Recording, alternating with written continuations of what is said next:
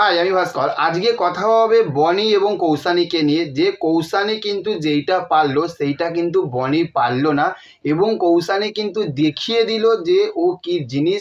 বনিকে কিন্তু একেবারে 10 গোল দিল। তার কারণ কেন বলছি, যে কৌসানীর যে একটা নেক্সট আর একটা প্রজেক্ট, যে মুভিতে আমরা কৌসানীকে অভিনয় করতে দেখবো, সেই বইটার নাম হচ্ছে যে বহুরূপী, যেটার পোস্টার কিন্তু কালকে লঞ্চ হয়ে গেছিলো উইন্ডোজের প্রোডাকশন হাউস থাকতে, এবং দুর্গাপুজোতে এই বইটা রিলিজ করছে, যেখানে আমরা কৌসানীকে ছাড়া আবির এবং রীতাভরীকে দেখতে চলেছি। এবং যে বহুরূপী এই বইটা তো বিশাল বড় একটা বিগ বাজেটের বই, তার ওই জন্য কিন্তু এই বইটা কিন্তু দুর্গাপুজোতে রিলিজ করা হচ্ছে।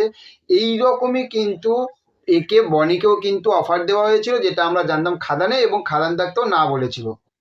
এইবার ভেবে দেখুন যে কৌসানী কিন্তু এইখানে এতটা বুদ্ধিমানের কাজ করলো যে ওর কেরিয়ারটা বনির সঙ্গে কিন্তু বই করতে করতে ওর কেরিয়ারটা কিন্তু একদমই কিন্তু পুরো জলে চলে যাচ্ছিল, একদম জলাঞ্জলিতে চলে যাচ্ছিল।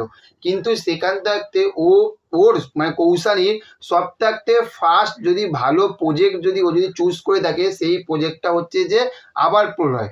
আবার প্রলয় যে ওয়েব সিরিজটায় যে কৌসানীর যে অভিনয়, ওই অভিনয়টা দেখেই কিন্তু আর শিবপ্রসাদ মুখার্জি মানে যে এই বইয়ের যে ডিরেক্টর, সে কিন্তু কৌসানীকে কিন্তু ডেকেছে, এবং কৌসানী কিন্তু এই প্রজেক্টটা করার জন্য হ্যাঁ বলেছে। এবার ভেবে দেখুন, আজ যদি কৌসানীও যদি বনির মতন যদি না বলতো খাদানে, আজ দেখুন খাদানে ভিলেনের পার্টে সে যতই ডার্ক রোল হোক না কেন, ওকে তো চেষ্টা তো করতে হবে।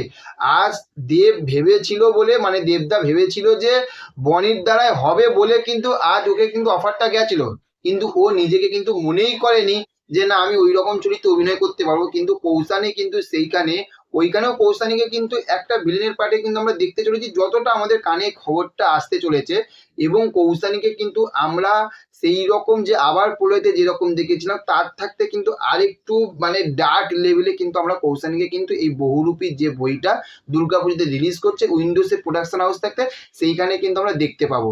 এবার ভেবে দেখুন যে বনি যে ভুলটা করলো, সেই ভুলটা কিন্তু কৌসানী করলো না। এইভাবেই কিন্তু একটা মানুষের কিন্তু কেরিয়ারটা এগোয়।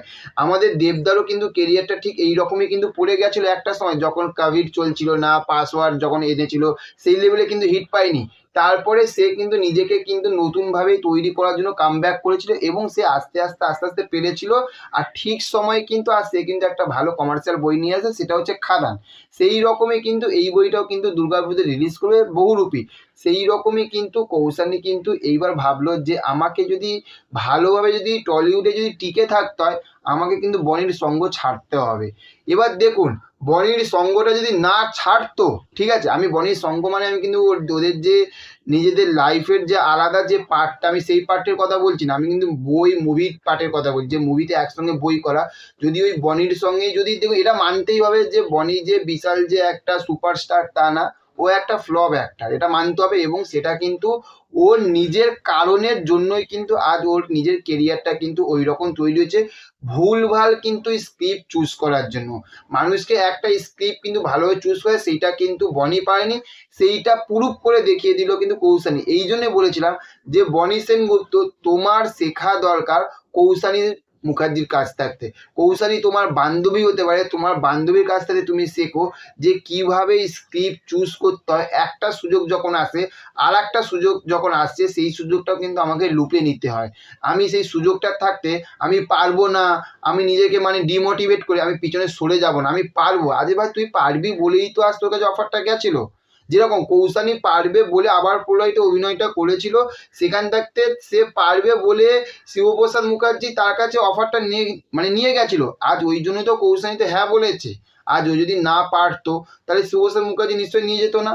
সেই রকমই যে স্ক্রিপ্ট কিন্তু একটা মানুষকে কিন্তু ঠিকঠাকভাবে চুজ করতে হয়। তার কারণ আমাদের চোখের সামনে আমরা কিন্তু প্রচুর অভিনেতাদেরকে দেখেছি যারা ভুলভাল স্ক্রিপ্ট চুজ করার জন্য কিন্তু আজ ইন্ডাস্ট্রি থাকতে আউট হয়ে গেছে। সব থাকতে বড় উদাহরণ হচ্ছে যে আমাদেরই বাংলার হিরণকে কিন্তু, কারণ হিরণ কিন্তু একটা সময় ব্যাপক ছিল। তো এইটা নিয়ে অন্য একটা ভিডিওতে অবশ্যই আলোচনা করব। তো চলুন আজকের ভিডিওটা এই পর্যন্ত। ভিডিওটা কেমন লাগলো অবশ্যই লাইক কমেন্ট শেয়ার করবেন, আর হ্যাঁ কমেন্টে অবশ্যই জানাবেন এই ভিডিওটা কেমন লাগলো। আর চ্যানেলে যদি নতুন হয়ে থাকেন তার চ্যানেলটিকে অবশ্যই সাবস্ক্রাইব করবেন। ভালো থাকবেন আপনারা, দেখা হচ্ছে নেক্সট অন্য কোনো ভিডিওতে। Okay, thank you, have a nice day, tata, bye by.